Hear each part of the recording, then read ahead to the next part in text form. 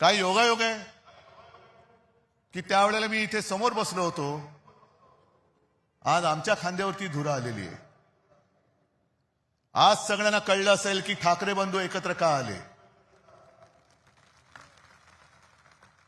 आणि जयंतराव, भावकी एक झालेली आहे, आता गावकी पण एक होते.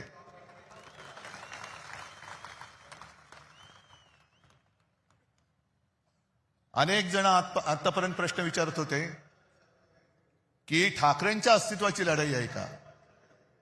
अरे ठाकरेंचं अस्तित्व ठरवणार अजून जन्माला नाही आलं. हे बघा समोर बसले, ते खरं ठाकरेंचं अस्तित्व आहे.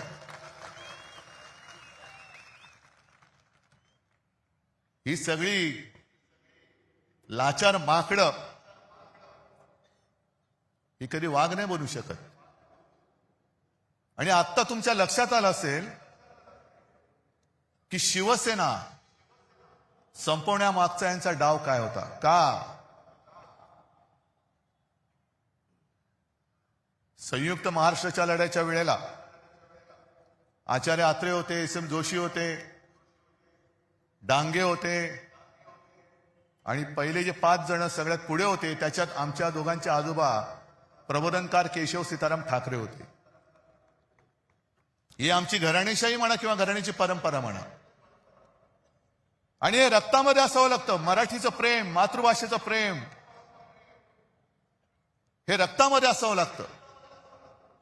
आणि आमच्या डोळ्यात देखत जर आमच्याच घराचे, राज्याचे, भाषेचे लचके तोडले जाताना आम्ही प्रबोधनकारांची नातवंड, बाळासाहेबांचा मुलगा, श्रीकांतजींचा मुलगा हे काय शेपट्या घालून घरी बसू असं या भाजपवाल्यानं वाटलं. आज जे काय राजने मांडलेलं आहे हेच तर आम्ही सांगतोय. आणि आमच्या दोघांचे शेवटी अनुभव हा सगळ्यात मोठा गुरु असतो. साहजिकच आहे मराठीसाठी एकत्र आलोत. आणि राज जे बोलला तेच सांगतोय. आमच्यामध्ये तसे वाद नव्हते, पण ते वाद आम्ही आज गाडून टाकलेले आहेत आणि मराठी माणसासाठी, हिंदूंसाठी आणि महाराष्ट्रासाठी एक ताकद म्हणून उभे राहिलेलो आहोत. निवडणूक महापालिकेची, पण भाजप काय प्रचार करते. दर निवडणूक आल्यानंतर यांचा पूर्वी एक विकृत डान्स होता, त्याला रोंबा सोंबा म्हणायचे. अश्लील सगळे चाळे सुरू व्हायचे आणि मग त्याला लोकांनीच हडतूड केलं होती, तो बंद झालं. तशी प्रत्येक निवडणूक आल्यानंतर हे भाजपडे रोंबा सोंबा खेळायला लागतात. हिंदू मुस्लिम, मराठी अमराठी, महापौर कोण होणार. मला वाटतं आदित्यने सगळी केलेली कामं तुम्हाला सांगितलेली आहेत. आणि देवेंद्र फडणवीसांनी जे एक आव्हान दिलं की उद्धव ठाकरेंचं एक तरी भाषण असं दाखवा की जे विकासावरती बोललेत, मी 1000 रुपये देतो. नको, चोराचा पैसा मला नको, चोरलेला पैसा नको.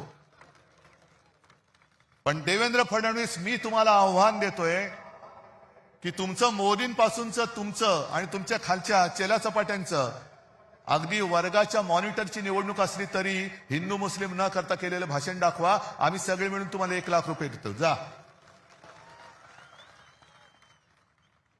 हे भांडवट ठेवायचं नुसतं.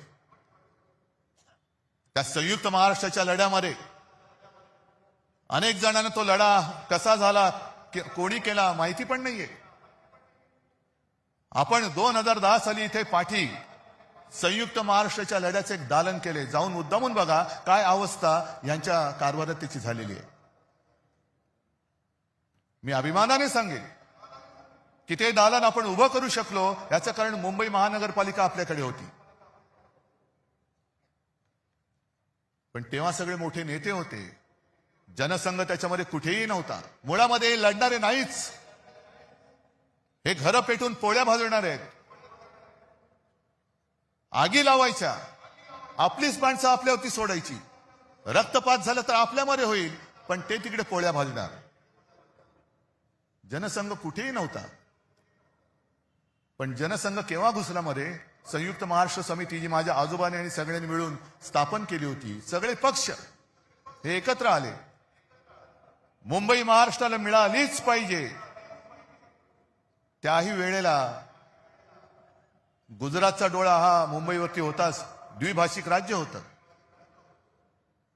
आणि तुम्ही हिंदू हिंदू जे म्हणता ना, त्यावेळेला मोरारजी देसाई नावाचा राक्षस जो गुजरातमध्ये जन्माला होता, तोच नरराक्षस मुख्यमंत्री होता.